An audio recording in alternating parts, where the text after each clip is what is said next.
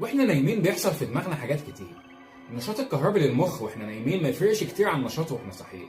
الفرق الكبير بيكون في انتاج المواد الكيميائيه في المخ زي النوربنفرين والسيروتونين والهستامين.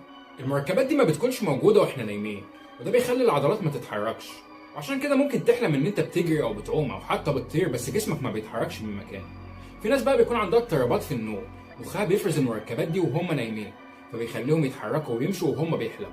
في ناس تانية بقى لما بيصحوا المركبات دي بتتأخر شوية على ما بتتفرز، فبيصحوا في حالة من الشلل المؤقت، بيبقوا صاحيين وواعيين بس بيفضلوا فترة صغيرة كده مش عارفين يتحركوا خالص. الطبيعي انك وانت بتحلم ما تكونش عارف انك بتحلم، عشان كده بتصحى متفاجئ كل مرة. بس في ظاهرة اسمها لوسيد دريم، ودي بتكون انت جوه الحلم وعارف انك بتحلم. مش بس كده، انت بتكون واعي جوه الحلم وبتقدر تاخد قرارات واختيارات كأن الحلم ده واقع بتتحكم فيه. دي حالة نادرة ممكن تحصل لك وممكن لا، بس اكيد احساس جامد ان انت تكون متحكم في الحلم بتاعك وتعمل فيه اللي انت عايزه. تطير